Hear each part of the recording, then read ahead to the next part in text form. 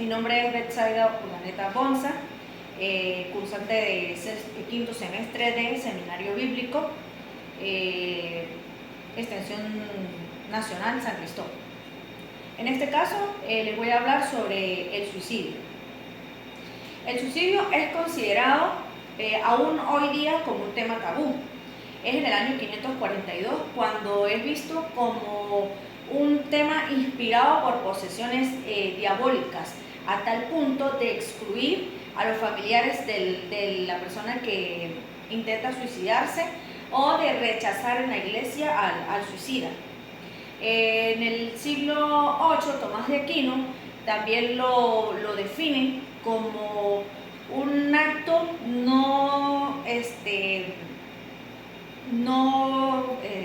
bien visto ante los ojos de Dios, porque él se enfoca o él dice que en el mandamiento donde dice no matarás, no está solamente relacionado con el no matar a otra persona, sino está también directamente relacionado con el acto suicida. En el siglo XIX aparece el enfoque del suicidio dentro del enfoque psiquiátrico. Y en el siglo XX, donde este tema comienza a ser de investigación para los psiquiatras, relacionando el tema con la parte familiar y con la vida social de la persona misma.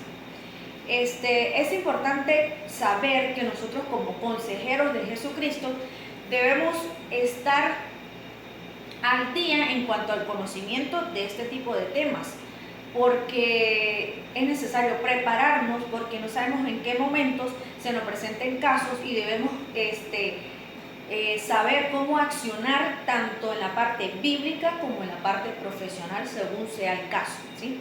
No podemos dejar a un lado que la fe es la mejor esperanza o la mayor esperanza que tiene una persona en cuanto a la solución de sus problemas.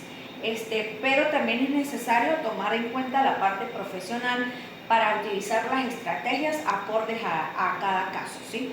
Tenemos un ejemplo claro de que la fe es la mayor esperanza de una persona, porque William James, a pesar de ser psicólogo, también sufría de depresión y tenía constantes intentos suicidas.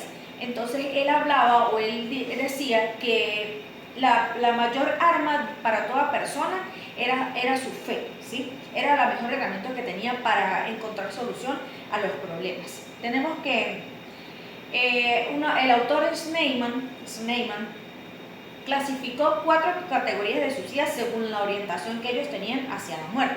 En primer lugar, los buscadores de la muerte, que eran las personas que deseaban como tal morir. En segundo, los iniciadores de la muerte eran aquellas personas que matándose creían que anticipaban a la muerte sin tener quizás conocimiento de que podían morir prontamente. Los terceros, las personas que ignoran la muerte, para ellos no creen que con el final de su vida física puede llegar el final de su existencia. Y por último, los desafiantes de la muerte, pues eran aquellas personas que siempre están arriesgando su vida, es decir, arriesgándose o estando allí en peligro, ¿sí? de arriesgar la vida con la muerte. Existen 3 factores desencadenantes que los consejeros siempre debemos tener presentes, que son como los más comunes en una persona que presente intento o quiera ir al acto suicida. Están los factores sociales, el factor psicológico y el factor espiritual.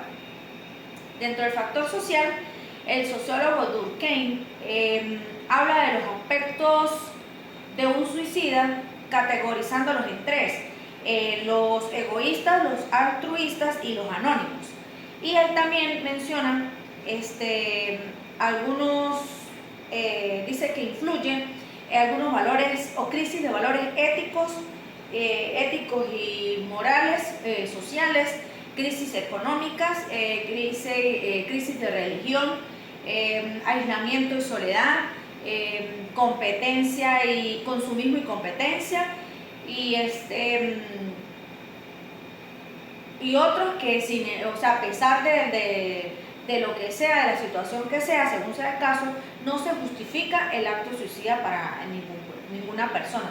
No importa el problema que tenga o la crisis que pueda estar pasando, ningún tipo de causa que pueda manifestar una persona es justificable o es razonable para llegar al punto de cometer el acto suicida. El factor psicológico, tenemos que el psicoanalista Fenichel habla de que estas personas, la causa es porque son presas frecuentes de su mismo yo, o de su conciencia moral, o quieren en algún momento librarse de algún tipo de culpa. Él también menciona algunos otros factores como son la edad, el sexo, la profesión, la herencia, los métodos y el tiempo. Al hablar de edad se refiere en cuanto a la frecuencia con que la persona comete el acto suicida. Referente a los niños, se puede decir que es muy poco frecuente, y cuando estos lo cometen es porque están presentando alteraciones psicológicas o están con sus familias, digamos que en el hogar, o sea, no existe un hogar como tal, ¿sí? Su familia está desintegrada. Ya cuando va avanzando a la edad de la adolescencia, sí se puede presentar actos suicidas, porque los jóvenes se ven en crisis, ¿sí? En cuanto a su personalidad, crisis dentro del alcoholismo, la drogadicción, tienen hogares disfuncionales, entonces ellos sienten que no son capaces de salir de estas crisis y pues atentan contra su vida. Y ya en la vejez ocurre el acto suicida, pues porque llegan los tiempos donde ellos se sienten solos, se sienten que el sentido de la vida se les ha terminado, se sienten en completa pues soledad, digámoslo así, angustiados, tristes, y pues llegan a cometer el acto suicida. En cuanto a la profesión, ninguna persona que ejerza cualquier tipo de profesión está exenta a llegar al acto suicida, pero estadísticamente se ha comprobado que los profesionales que mayormente cometen el acto suicida son los médicos y los psiquiatras. En la herencia es totalmente, o sea, en ninguna forma puede ocurrir que una persona por herencia se convierta en suicida o sea suicida. Lo que se puede de repente heredar es la depresión y en algunos casos la agresividad. En cuanto al método que la persona utiliza para llegar al acto suicida, existen los violentos y los no violentos. Los violentos son realizados o recurren a ellos más que todos los caballeros, los hombres. Ellos tienden a recurrir a las armas de fuego, tienden a recurrir a instrumentos cortantes, tienden también a... bueno, esos son los más frecuentes en los caballeros. Y en las damas los no violentos, como el consumir pastillas, envenenamiento, utilizar gas, ¿sí? Son los más frecuentes en las damas. Y en cuanto al tiempo, el tiempo suelen recurrir a este acto en los tiempos cuando están como de vacaciones o en las soledades, ¿sí? Por ejemplo, en vacaciones navideñas, en las vacaciones, fines de semana, domingos, feriados, porque es el tiempo, como lo he dicho anteriormente, es donde ellos se encuentran solos. Su mente tiene libertad para pensar en cometer o planear el acto suicida.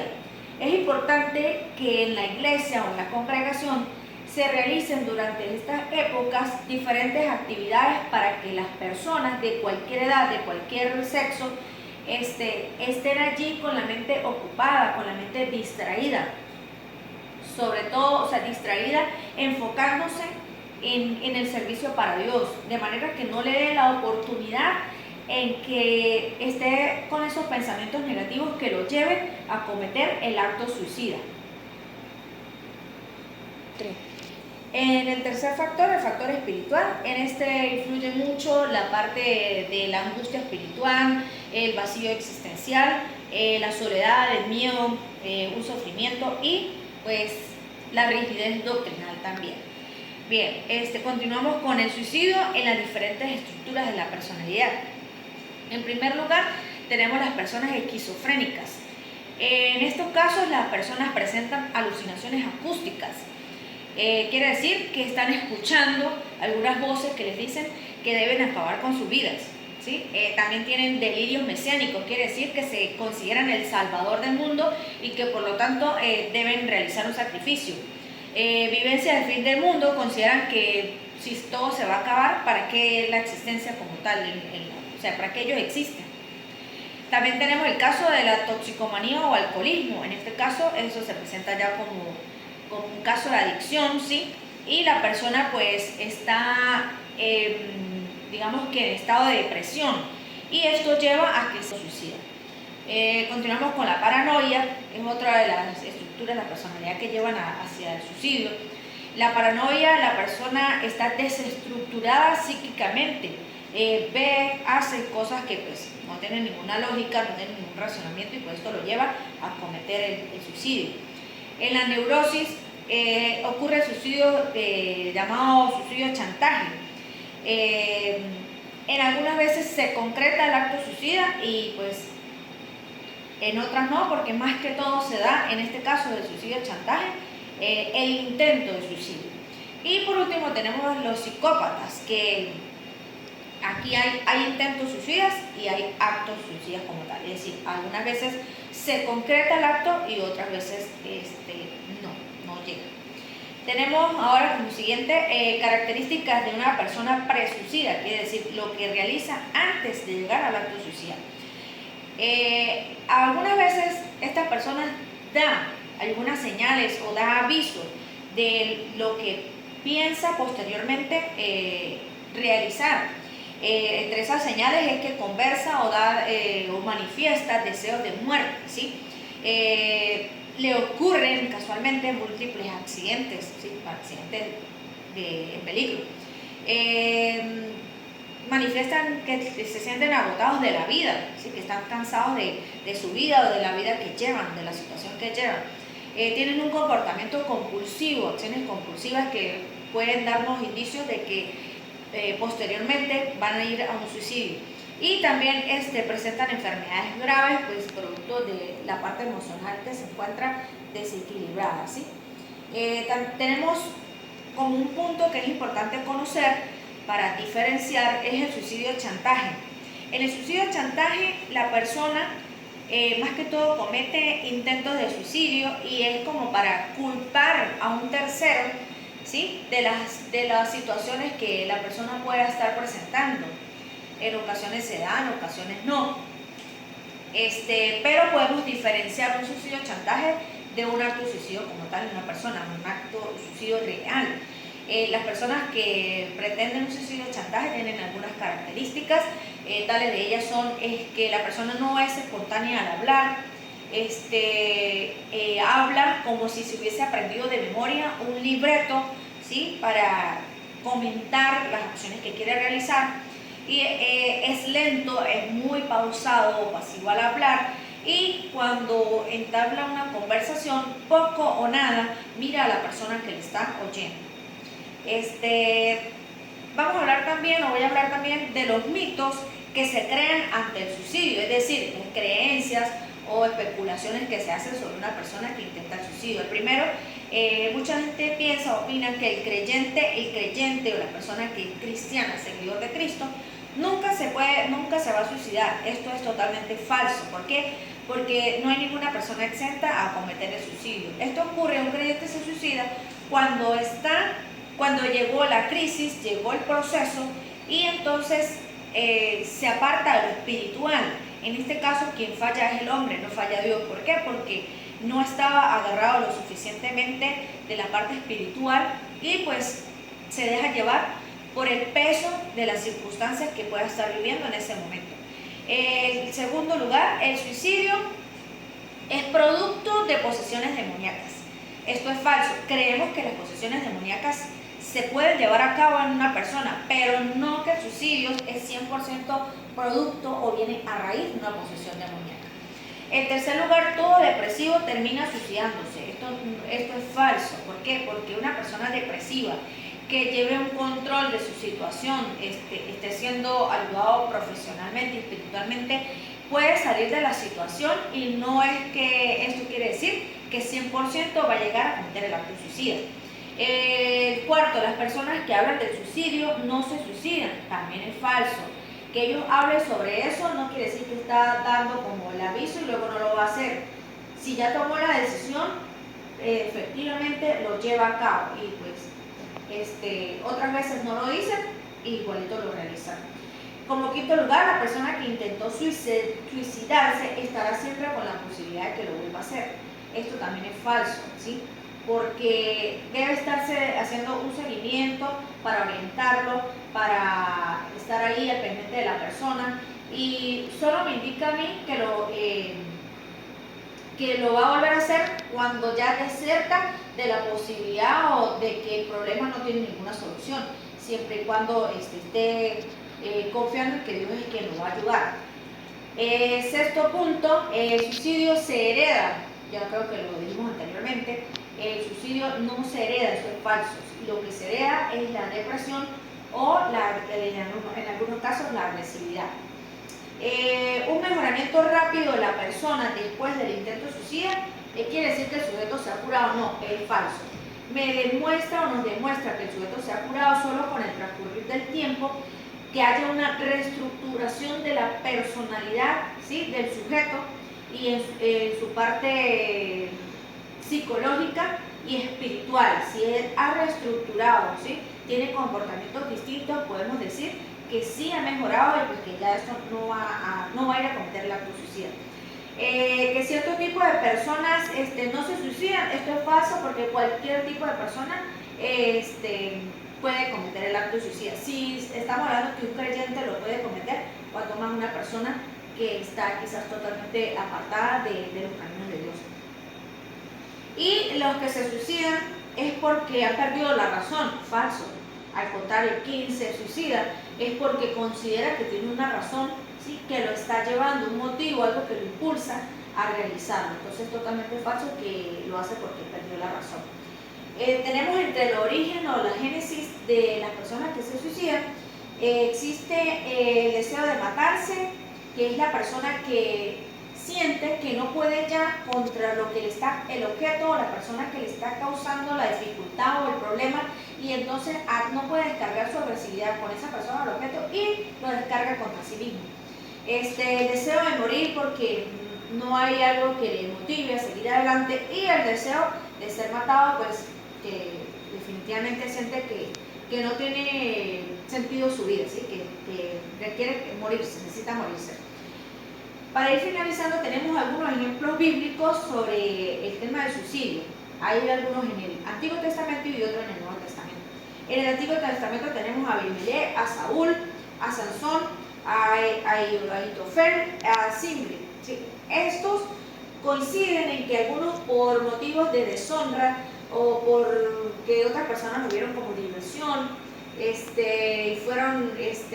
para no quizás caer aún en más deshonra, algunos lo hicieron ellos mismos y tomaron la determinación de ahorcarse, de quemarse.